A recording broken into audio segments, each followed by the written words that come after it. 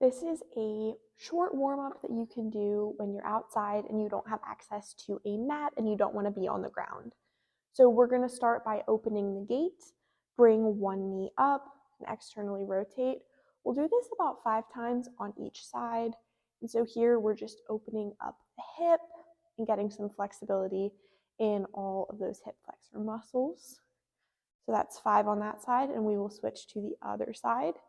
Here you want to make sure you're going through as much range of motion as you can, and that you're trying to keep your torso straight and still, and it's just all coming here from your hip.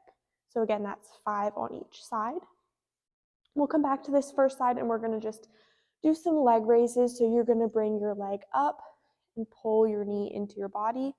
Hold that for a second. You should feel some stretching all throughout your quad area, and then come back down, and we'll alternate legs. We're going to do 5 on each side, just pulling that knee into the body and then coming back down.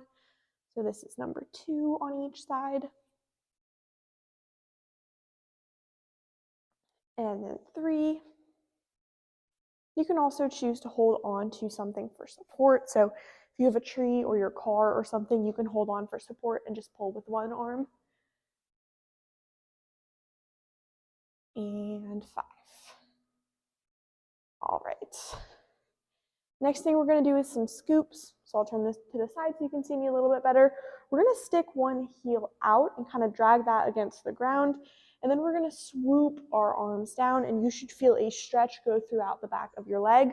We're going to do 5 on each side. 2, 3, 4, and 5.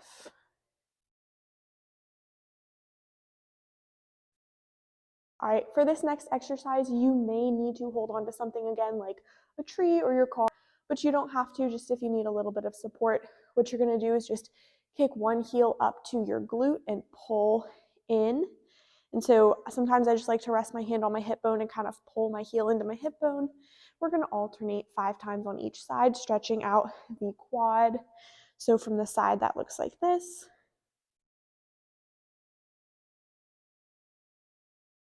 And 3. And 4.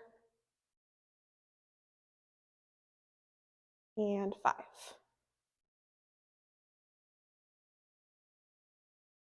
Alrighty, so next thing we're going to do is just come down into a squat.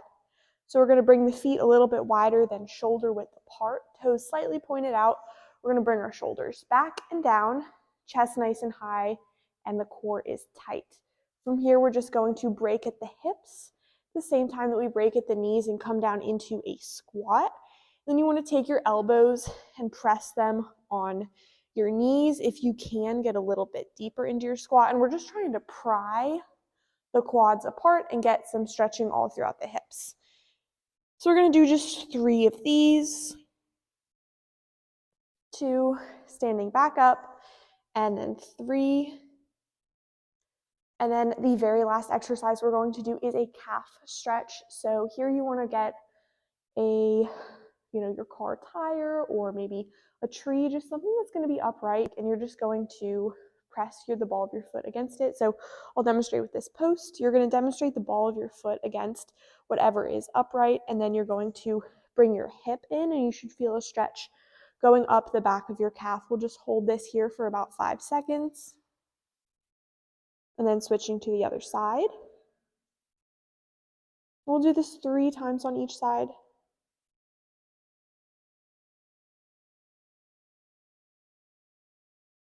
There's 2. And 3.